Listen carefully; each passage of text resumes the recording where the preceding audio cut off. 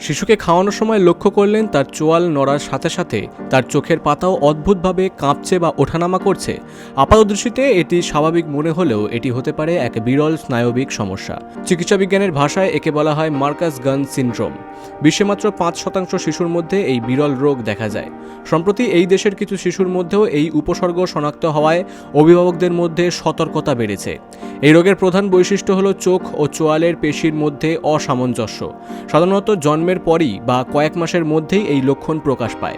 চিকিৎসকদের মতে এটি মূলত স্নায়ুর ভুল সংযোগের ফল। মানুষের মুখমণ্ডলে স্পর্শ ও চিবানোর প্রক্রিয়া নিয়ন্ত্রণ করে ট্রাইজেমিনাল নার্ভ, অন্যদিকে চোখের পাতার পেশি নিয়ন্ত্রণ করে অ্যাকুমুলেটর নার্ভ। ভ্রম অবস্থায় যদি এই দুটি স্নায়ুর মধ্যে ভুলভাবে সংযোগ তৈরি হয় তবে এই সমস্যা দেখা দেয়। ফলে মস্তিষ্ক যখন চোয়াল নাড়ানোর সংকেত দেয় তখন ভুলবশত এই সংকেত চোখের পাতায় গিয়ে পৌঁছয়। গবেষকদের মতে CHD7 জিনের মিউটেশন বা ক্রোমোজোমের গঠনগত ত্রুটি এর জন্য দায়ী হতে পারে। 1883 সালে ব্রিটিশ চক্ষু চিকিৎসক রবার্ট মার্কাস গান প্রথম এই রোগটি শনাক্ত করেন। তার নাম অনুসারেই এই সিনড্রোমের নামকরণ করা হয়েছে। অনেক সময় অভিভাবকেরা মনে করেন শিশু খাওয়ার সময় হয়তো খেলা করছে বা এটি স্বাভাবিক, ফলে রোগ নির্ণয়ে দেরি হয়ে যায়। কিন্তু বয়স বাড়ার সাথে সাথে চোখের পেশি আরও শিথিল হয়ে যাওয়ার ঝুঁকি থাকে।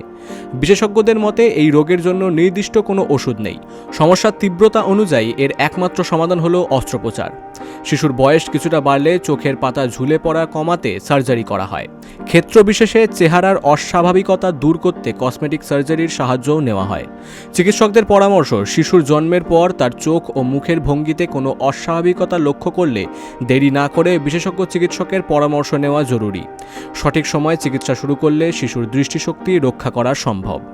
Bureau report, big news Bangla.